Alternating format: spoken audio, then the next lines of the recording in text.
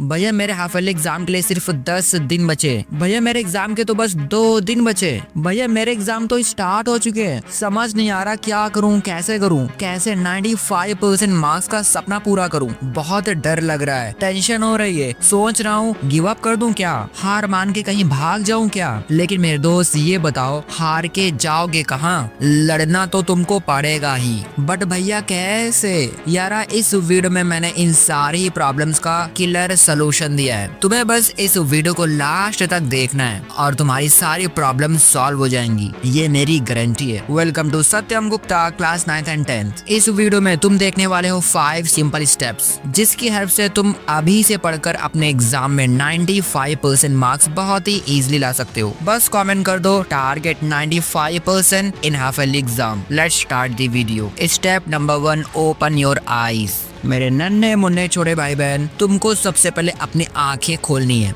भैया अभी तक क्या हमारी आंखें बंद थी? नहीं यार, बंद तो नहीं थी, लेकिन सही से खुली भी नहीं थी। तुम्हें ये समझना होगा कि आखिर क्यों बहुत से स्टूडेंट्स फेल होते हैं, क्योंकि उनके पास कोई प्लानिंग नहीं होती। वो अपनी टाइम वेस्ट की हैबिट को छोड़ नहीं पाते। वो पढ़ते तो हैं लेकिन वो प्रैक्टिस नहीं करते। यानी पढ़ाई की कमी नहीं है, प्लानिंग की कमी है। तो यार सबसे पहले तुम्हें खुद पे विश्वास करना होगा, बिलीव करना होगा कि तुम कर सकते हो। उसके लिए तुमको प्रॉपर प्लानिंग करनी पड़ेगी। तुम्हें अपने गंदे पास्ट को भूलना पड़ेगा। तुम्हें 3 लंबी सांसें लेकर अपनी नई जर्नी को स्टार्ट करना पड़ेगा, जहां पर तुम नए तरीके से, नए डिसिप्लिन के साथ, अपने अंदर एक आग लेकर, एक मकसद लेकर, एक जुनून लेकर, अपनी पूरी ताकत के साथ इस जर्नी को स्टार्ट करना होगा। स्टेप नंबर 2 है know the target portions plus time. अब यार तुम्हें एक पेज लेना है जहां पर तुम टारगेट पोर्शंस लिखोगे, टारगेट चैप्टर्स लिखोगे। तो क्या भैया हमें मैथ्स के साथ साइंस की 8 और एसएसटी के 10 चैप्टर्स यानी सारे 25 चैप्टर्स लिख देने हैं? नहीं यार, तुम्हें 25 चैप्टर्स लिखने की नीड नहीं है। तुम्हें सिर्फ वही लिखने हैं जो तुम टारगेट करना चाहते हो। मान लो 25 में से तुमने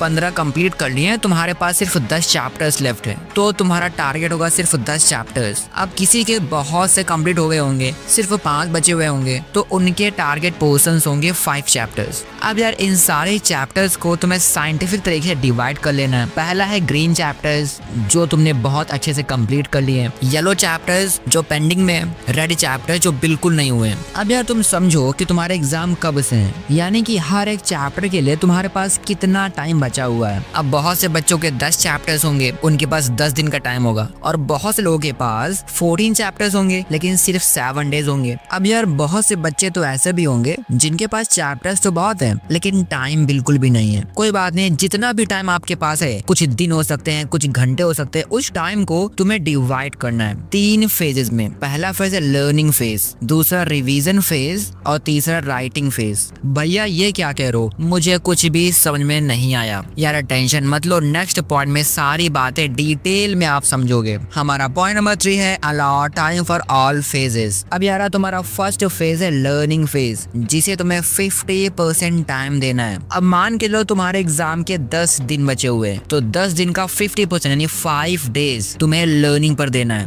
भैया अगर मेरे एग्जाम को सिर्फ 1 दिन बचे फिर क्या करना है? यार 1 दिन यानी कि तुम्हारे पास अभी भी 10 घंटे तो होंगे ही पढ़ने के, तो 10 घंटे का 50% यानी 5 आवर्स, 5 घंटे तुम्हें लर्निंग फेज को देने हैं। लेकिन भैया इस 50% टाइम में हमें करना क्या है? यार तुम्हें लर्निंग का सारा काम इसमें करना है। यार तुम्हें 1 शॉट लेक्चर्स देखने हैं। अगर तुम्हारे पास टाइम है तो तुम 2 घंटे का 1 शॉट देख सकते हो। अगर तुम्हारे पास बहुत ही कम टाइम है तो 1 घंटा का 1 शॉट, और अगर टाइम है ही नहीं तो 30 मिनट्स का 1 शॉट देख सकते हो। अब यार अगर तुम थ्योरी पार्ट कवर कर रहे हो तो लर्न तुम्हें करना है पॉइंट वाइज, क्योंकि पॉइंट वाइज लर्निंग बहुत ही इजी होती है। और तुम कॉन्टिन्यूअस पढ़ने के लिए पोमोडोरो टेक्निक का यूज कर सकते हो, यानी कि 1 घंटे की पढ़ाई और 10 मिनट का ब्रेक। फेज 2 होने वाला है रिवीजन के लिए, जहां पर तुम 30% टाइम देने वाले हो। यानी अगर तुम्हारे पास 10 दिन बचे हुए तो 10 दिन का 30% यानी 3 डेज तुम्हें रिवीजन पे देने हैं। भैया ये रिवीजन कैसे करना है? यार तुम्हारे पास शॉर्ट नोट्स होंगे, लॉन्ग नोट्स होंगे, स्कूल नोट्स होंगे, इन सारे ही नोट्स से आप रिवीजन कर सकते हो। और रिवीजन करने के लिए तुम एक्टिव रिकॉल का यूज कर सकते हो, जहां पर तुम टॉपिक को पढ़ने के बाद अपनी आंखें बंद करते हो और चेक करते हो कि तुम्हारे दिमाग में क्या क्या है और क्या क्या बातें तुम रिकॉल कर सकते हो। अब यार अगर तुम्हारे पास टाइम है तो फर्स्ट रिवीजन तुम्हें 24 घंटे के बाद फिर से कर लेना है, सेकेंड रिवीजन सैटरडे संडे को, और फाइनल रिवीजन एग्जाम के पहले। अब बात करते हैं फेज नंबर 3 राइटिंग की। तो यार यहाँ पर तुम्हें 20% टाइम देना है। मान के चलो तुम्हारे एग्जाम को 10 दिन बचे हुए हैं, तो 10 दिन का 20% यानी कि 2 डेज तुम्हें राइटिंग प्रैक्टिस को देना है। अगर तुम्हारे एग्जाम को 10 आवर्स बचे हुए, 10 आवर्स यानी कि 20% 2 आवर्स होता है। लेकिन भैया राइटिंग प्रैक्टिस करते कैसे हैं, इसका मतलब क्या होता है?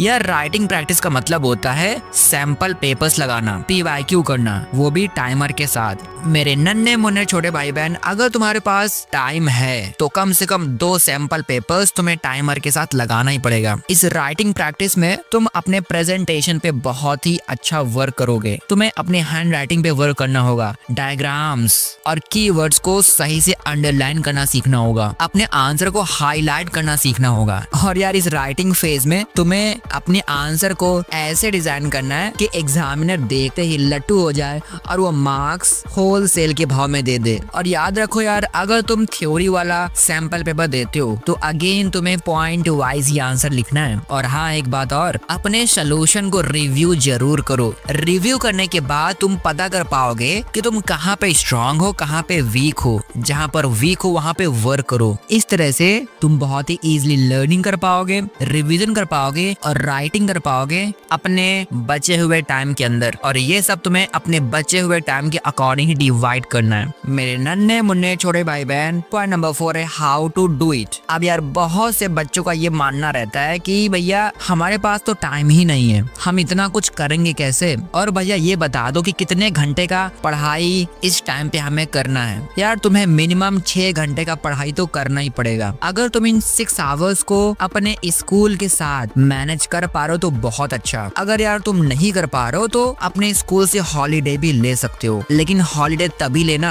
जब तुम सीरियस हो, मस्ती करने के लिए नहीं बल्कि पढ़ाई करने के लिए। मेरे नन्हे मुन्ने छोटे भाई बहन, तुम अपने स्कूल से गोला तो मार सकते हो, लेकिन गोला मारने के बाद तुम्हें डबल पावर के साथ अपने घर पर पढ़ाई करनी होगी। जब तुम डबल पावर के साथ डिसिप्लिन के साथ पढ़ाई करोगे तो तुम्हारे पेरेंट्स भी तुम पे प्राउड करेंगे। यार तुम्हें 2 सब्जेक्ट को हर दिन देना है, एक टफ ले लो एक इजी ले लो। और तुम अपने स्टडी सेशन को 3 पार्ट में डिवाइड कर दो। फर्स्ट होगा मॉर्निंग, जहाँ पर तुम लर्निंग का काम करोगे। सेकंड होगा आफ्टरनून, जहाँ पर प्रैक्टिस का काम होगा। थर्ड है नाइट, जहाँ पर तुम रिवीजन का काम करने वाले हो। अब यार तुमने 1 शॉट वीडियो से लर्निंग का काम कर लिया, नोट से रिवीजन काम कर लिया, PYQ के हेल्प से राइटिंग प्रैक्टिस कर ली, तुमने लगभग अपना सारा काम कर लिया है। लेकिन पॉइंट नंबर 5 के बिना ये सारी बातें बेकार हो जाएंगी। भैया ऐसा क्या है पॉइंट नंबर 5 में? या पॉइंट नंबर 5 है मिस्टेक्स।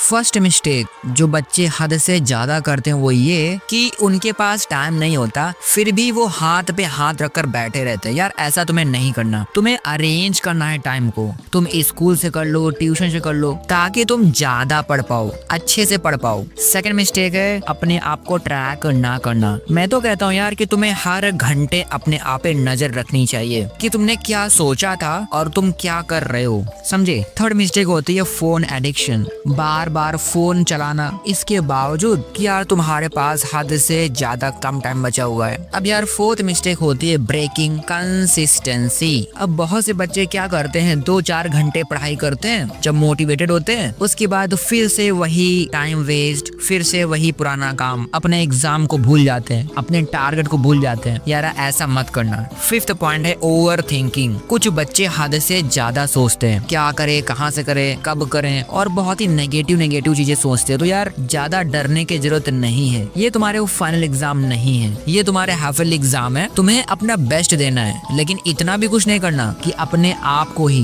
परेशान करने में लग गए। नहीं यार, तुम्हें अपना बेस्ट देना है, लेकिन बेस्ट देने के बाद भी अगर कुछ रिजल्ट ना आए तो दुखी नहीं होना, उससे सीखना है। तुम्हें ओवर थिंकिंग बिल्कुल भी नहीं करनी। अब यार अगर तुम वीडियो में यहाँ तक बने हो तो तुम्हारे लिए बोनस टिप्स है, बोनस एग्जाम टिप्स। यार एग्जाम पेपर जब तुम्हारे पास आता है तो तुम स्टार्टिंग के 15 मिनट्स बहुत ही केयरफुली उसे पढ़ना, और तुम्हें ऑलवेज इजी क्वेश्चन से ही स्टार्ट करना है ताकि एक कॉन्फिडेंस बिल्ड हो। और हाँ, टाइम मैनेजमेंट बहुत ही ज्यादा इंपॉर्टेंट होता है एग्जाम के अंदर, क्योंकि तुम एक ही क्वेश्चन के ऊपर बहुत सारा टाइम नहीं दे सकते, क्योंकि यार तुम्हारे पास बहुत से क्वेश्चंस होते हैं और सारे ही क्वेश्चन तुमको मार्क्स दे करके जाएंगे। यार ये सारे ही क्वेश्चंस कस्टमर्स की तरह हैं और हर एक कस्टमर तुम्हें प्रॉफिट देके जाएगा, तो ध्यान तो यार सबका ही रखना पड़ेगा। तुम्हें अपने एग्जाम को बहुत ही नीट और क्लीन रखना है और सिली मिस्टेक्स को अवॉइड करना है। अब यार लास्ट में मैं बस यही कहूंगा कि अब तुम्हारे पास हाफ ईयरली एग्जाम में 95% लाने की पूरी स्ट्रेटेजी है। अब बस अपने फोन को साइड रखो और अपने सिलेबस पर अटैक करो। यार मुझे पूरा विश्वास है कि तुम अपना बेस्ट दे सकते हो, तुम वो सब कुछ कर सकते हो जो तुम्हें अचीव करना तो है, लेकिन तुम अभी तक अचीव नहीं कर पाए हो। मेरे नन्हे मुन्ने छोटे भाई बहन, अगर ये वीडियो 1% भी हेल्पफुल लगा तो इसे लाइक करना मत भूलना और इस वीडियो को अपने एक फ्रेंड तक जरूर शेयर करना ताकि उसका भी हेल्प हो जाए और तुम्हारे भाई का भी हेल्प हो जाए। और कमेंट करके बताओ तुम्हें नेक्स्ट वीडियो किस टॉपिक पे चाहिए। अगर तुम्हारे पास मैथ्स है तो क्लास 9th और 10th की मैथ्स के टॉप 7 क्वेश्चंस के लिए तुम लेफ्ट वाली वीडियोस पे क्लिक कर सकते हो, लेकिन अगर तुम्हें सितंबर टू फाइनल एग्जाम का स्ट्रेटेजी चाहिए तो तुम राइट वाली वीडियो पे क्लिक कर सकते हो। मैं तुम्हें वहीं मिलता हूँ। Bye bye bye.